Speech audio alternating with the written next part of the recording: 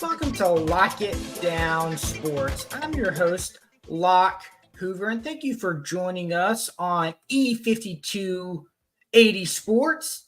And you can follow me on Twitter at Lock It Up Media. And coming up on today's show, Nick Saban tells us what we already knew. What has more YouTube subscribers than the NFL, Major League Baseball, NBA, and NHL combined? Is there a new Stanley Cup craze? And no, I'm not talking about the actual Stanley Cup that the NHL wins. I'm talking about another Stanley Cup craze, potentially. And another streaming service is entering in the playoff picture. But first, I want to get into this about Falcons free agency, trades, and moves these last few days, as it's been a busy day, a few days with the new league year starting in the NFL. Falcons signed their quarterback in Kirk Cousins, 4-year deal worth $180 million, $90 million guaranteed. So essentially, if you look at the contract, it's basically a 2-year deal for the Falcons if they want to get out of it. And to me, like I said previously, I mean, the contract makes sense. Like I said, a 2, 3, 4-year deal. Like I said, it's essentially a 2-year deal because he's 35. And to me, based on this contract, it's telling me the Falcons are going to draft a quarterback in this draft. Hopefully, it's a quarterback in the higher rounds. Maybe it is that first overall pick at 8. Maybe Drake May falls or Jalen Daniels.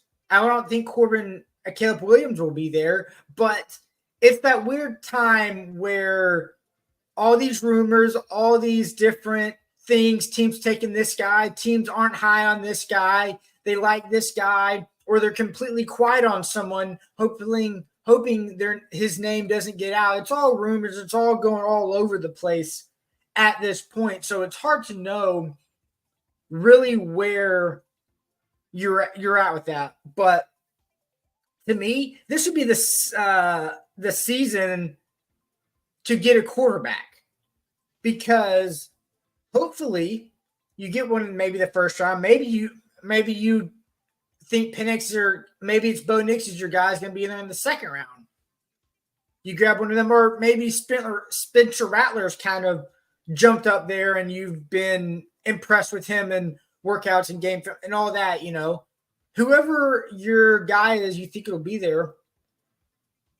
Supposedly, you're hoping your goal is this is your best year to get your quarterback, your next guy for the future, because you hoping not to be drafting 8 overall and then the top 8 selection in the second round and so on and so forth.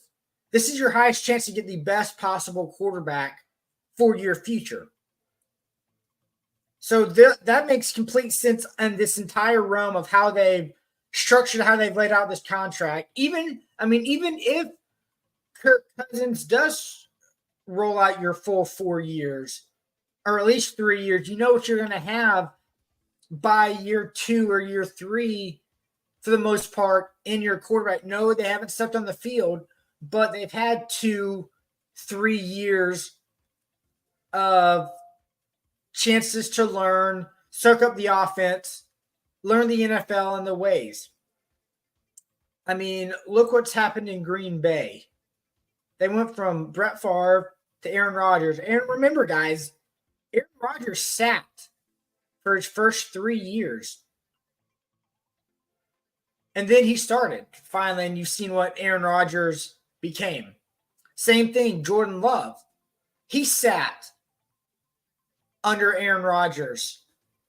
Rodgers might not have been the best mentor to him, but he was still in that quarterback room. He was still watching film. He was still learning the NFL, learning the game. And there's a lot of reports saying he was a raw quarterback coming out.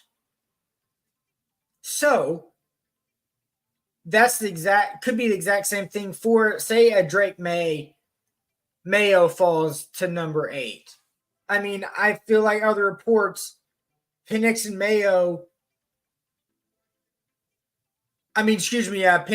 Bo Nix, a little bit more seasoned, play a little bit more football in the college game. Same thing as Spencer Rattler. But still, that time to sit there, learn, and then be ready to go in year 3 or year 4 makes a lot of sense. When it comes back to the Kirk Cousins deal, Falcons think they can win, and I don't have a problem with them going out and signing Kirk Cousins in a bad NFC South division where they can go out and win the division. They've got some offensive weapons in their 2 backs in London. They just signed Daryl Mooney, who we'll get into, and of course Kyle Pitts. So there's weapons around the offense that they have to work with. So there's pieces already there. Their defense was good last year. It was just the struggles at quarterback and receiver. So speaking of receivers, like I just said, they signed Darrell Mooney, 3-year, $39 million contract with 26 guaranteed.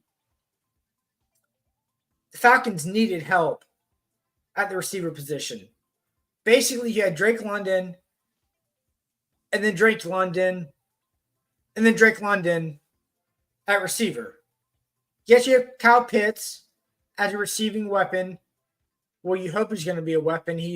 Maybe some of that is due to the quarterback play that he's had his entire career in Atlanta with Mariota and Desmond Ridder.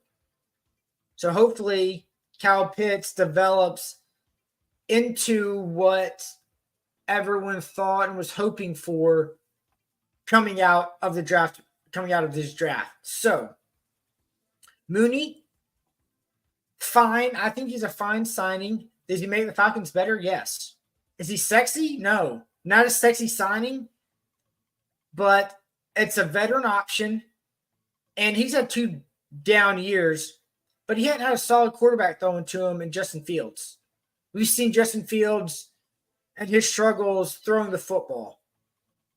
Last 2 years, Mooney's had 31 receptions and 40 receptions with 414 yards and 493 yards. In 2021, he had 81 receptions with 1,055 yards. That's the production the Falcons are wanting. That's the potential, the upside they're signing. He can still move, deep threat. So there's that. He can stretch the field. Nice number 2 option. If you ask me now, I think it wouldn't surprise me that the Falcons still drafted a wide receiver. Now, I'm not saying that's their first round pick, but a mid round pick, maybe one of their thirds. Maybe that Calvin Ridley pick they acquired from a third, or maybe they get one later, more of a, I guess, developmental. But they need some depth on that receiver depth chart.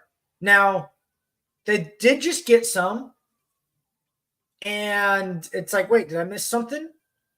Well, no, but yes. And that comes to, okay, you got Kirk Cousins, but you also have Desmond Ridder and Tyler Heineke on the roster as well at quarterback. You only need one backup, one starting or one solid caliber backup. I feel like at this point you've got 2 of Ridder can come in there. We know what he is, but you don't feel good about him. And then Tyler Heineke, you've seen him. He's played okay. Good, solid backup, and the Falcons seem to really like him. Potentially, there's talking about restructure his contract. It's like, all right, are we cutting him? and then we're going to ride with Desmond Ridder? Or can we get something for maybe Desmond Ridder? Well, just seeing Ridder just got traded to the Cardinals for wide receiver Ronald Moore. That's a pretty good pickup from someone that you weren't going to do anything with. You're potentially going to cut or release Desmond Ridder, even though he's not a bad cap hit for you as a backup quarterback. You got something for him. You take that and you run, and it gives you, that's your third wide receiver on your depth chart. That's your starting three now. London, Mooney, and Moore. So Falcons are set at wide receiver of quantity. And then you get Pitts as, of course, your receiving tight end option as well. So that rounds out your receiving core as far as the starting level. Yeah, you're going to need depth. I could see them getting a receiver later in the draft. I don't see a first-round draft pick receiver. I mean, maybe I later on pick third, fourth, fifth, sixth round pick somewhere in that round. And that would be I think a good fit for the Falcons because I need depth there. Now, Nick Saban, of course, retired. And now he's officially actually told us why he retired. And it's not a surprise. I think all the speculation was there. And it finally came out why he actually retired. The first reason, and I feel like this is the main reason, is the NIL.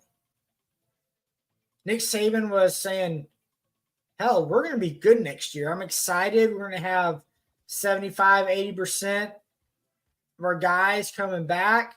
We're going to be strong. We're going to be good. I like the way our team is looking. Also, too, with that, what he's asked, players have asked him, they want assurances, Nick Saban said. Want to know how much they're playing next year.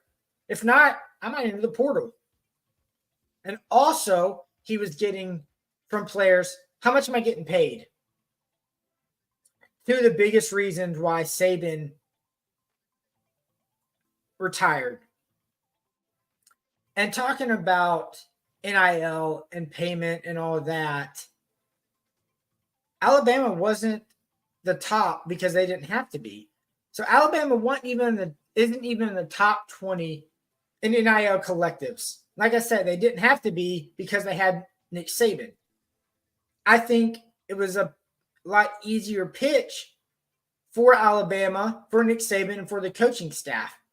Pitch was, hey, take $100,000, $200,000 less, come to Alabama, get better development, and then in 3 years, you're first round pick, and you've made up more than that $200,000 that you lost in NIL because you're a first round pick.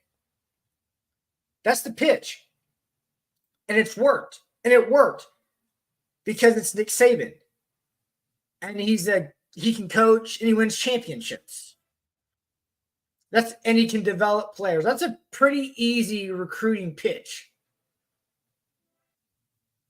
And it was getting old for Saban. Also with the assurances, I think, too, recruits wanting to know, was Saban going to be there for their full 3 or 4, maybe 5 years. He goes to school 5 years anymore, right? Outside after this COVID stuff gets done. I mean, they wanted to know because look, I can go somewhere else and get more NIL money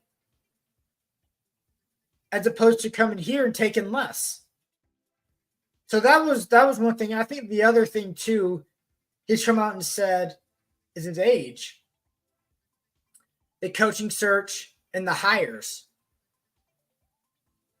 I mean, just the churn of coaches that you've seen at Alabama. Some of that is, of course, due to promotions. They're going to the school of Nick Saban as offensive or defensive analyst, and then they get a coordinator position or head coaching position somewhere, fired former head coaches. But also, I think coaches wanted to know, like, Nick, where do you stand? Are you going to be here for another 4 years? Because I'm going to be out of a job, potentially out of a job, a new head coach comes in.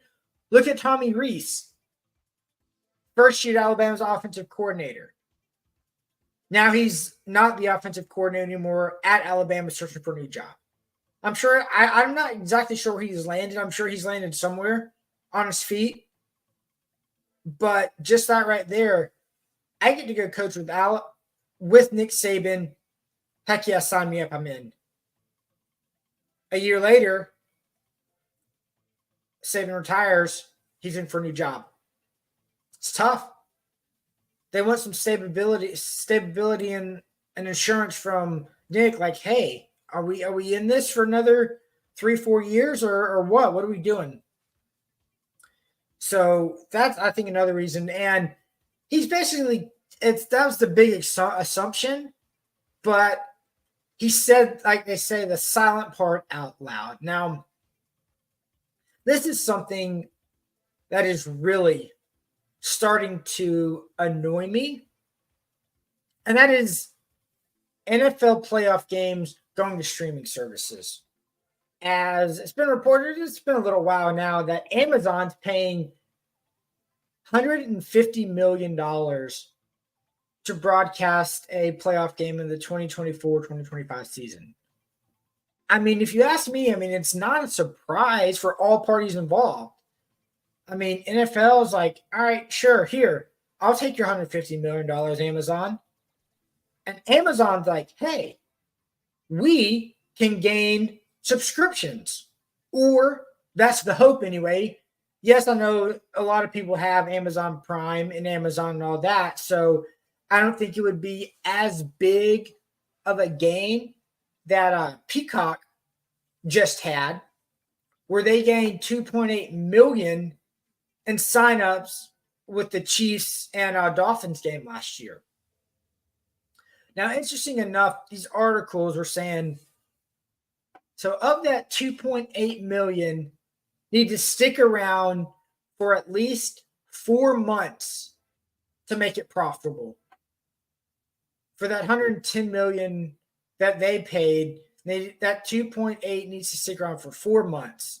At least initially, they gained 17 million to start, since it costs $5.99 a month to sign up for that one game. Now, I'm interested to hear later on if the investment's worth it. I haven't heard or haven't seen anything in that regards about Peacock, if they made money, lost money, or broke even. I mean, yeah, of course, the first initial bump was good. They get that 17 million to start. After that, I mean, it's the short-term, long-term play. Of course, they're pumping all of their ads and all of their shows that they have to try to keep you with that Peacock subscription. But Amazon's a different ballgame. Those who don't have it, Amazon's $14.99 per month. So that's obviously already higher than the $5.99 that Peacock is. If you don't have it already, you're shelling out $15 to watch a game. But there's a free month trial for Amazon Prime, then you can cancel it. So if you don't have Prime and you want to watch that, whatever the NFL game is, sign up for a month, sign up the day of, you watch the game, you watch their free stuff, whatever you want to watch for a month, and then you cancel. But knowing how these subscription services always change and always tweet things, it honestly would not surprise me if they stopped allowing the free trial. I mean, I know some streaming services allow the free trial for 7 days or 3 days, and then you have to decide what you want to do. And I've seen others that used to offer free trial and now they don't anymore. And it's funny. I've seen one of the free trials one time. I wanted to watch some games. They asked you in the survey, why did you cancel? And there's all these lists of things, and one of them on the survey option was sporting events. Imagine that, That's I signed up for. We were in one of the streaming services didn't get what we wanted, so I signed up for that. Watched it for a few weeks, like a week maybe, canceled it, and then good to go. And sadly, I think this is going to start becoming more the norm for these playoff games, for these big games. And it's only going to continue to cost us more and more money, which is incredibly annoying to me, especially since we should these games for free. We should get them on NBC, ABC, CBS, ESPN. We got them for free. Now they're charging something that they gave for free. That frustrates me and annoys me. And that's the exact same thing when it comes to this streaming with WWE. WWE is going to Netflix now. And it's going to be interesting to see what happens with their streaming numbers. I'm talking about what happens with the streaming numbers of Netflix, of if there's a big jump, if there's a big boost in their subscription base because of WWE. Now, speaking of WWE, did you know it has more YouTube subscribers than the NFL, NBA, Major League Baseball, NHL put together? And I mean their entire pages, not the Falcons or the Eagles YouTube pages. I'm talking about the National Football League, Major League Baseball, NBA, the company-wide leagues. And when I first read that, I go, huh. Then on second thought, I look at it and I go, yeah, I get it, and it makes sense to me. It does. And here's why. Obviously, the WWE, it's a scripted drama / athletic play that has to be written to create storylines. It's a movie, play, drama written out. Things like that, to me, play out better on YouTube when you can craft the messaging and the story. What the story's going to be, because they've got behind the scenes people, their digital team, sitting in all these meetings and planning, okay, we need to get this up the second this starts, because we know this is going to be a big moment that's going to can create a future storyline for this character in the WWE going forward. Or it's the start or end of a rivalry, or a new tag team being formed. It's easier to do that than in sports, live events. You can't create a no-hitter. You have to watch it on the field And you can't be like, oh, he's going to throw no hitter. It's the 5th inning. Or shoot, 8th inning. We've seen no hitters get broken up the 8th and 9th inning. And that, that's live sports. That's something to play on the field. You can't create that. They're saying, which makes sense too. Some of their success has been adding old WrestleMania events and older content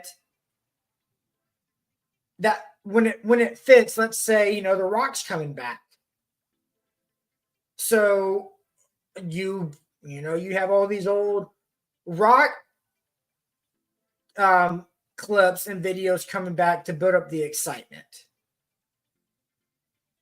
Same thing with, say, social media guys that just jump or pop or come out of nowhere. Say like a Logan Paul comes onto this scene. He's now in the WWE.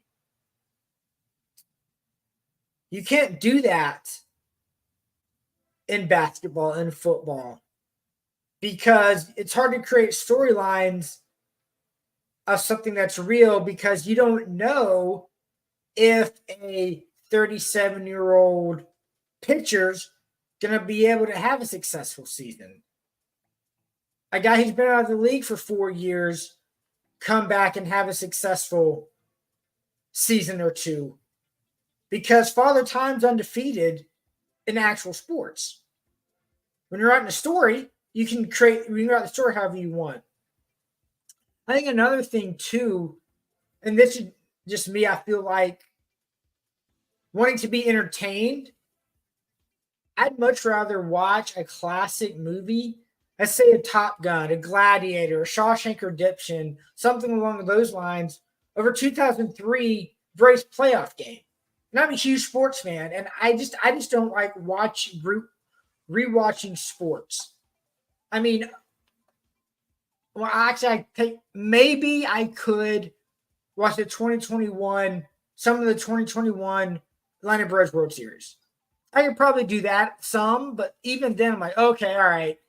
I know this is when Adam Duvall hits that home run. I know this is when Eddie Rosario hits that big pinch hit home run off the bench. I know when Eddie Rosario hits that big double, that Jorge Soler bomb, that Tyler Matzett huge strikeout inning against the Dodgers. I mean, it's like it's like I'm just rattling that off. It's like, okay, do I want to watch this again? Maybe not. But it's like, I'd much rather watch Top Gun, Gladiator, say Shawshank, or something along those lines, because I think it's a different feel of, okay, this is mindless. This can be mindless entertainment. Watching The Rock, an old Rock video, or Stone Cold Steve Austin, or whoever, whereas watching a older baseball, basketball, football game. And I think it invokes different types of emotion. Others just mindless, oh, that's cool, whatever. The others, you still get mad or annoyed when things happen. Like, I would never watch the Falcons Super Bowl game. Ever. I'm not no, I still hurt. It still hurts right here now, like I said, it invokes different emotions of, you may get mad due to already knowing what the ending of the game is.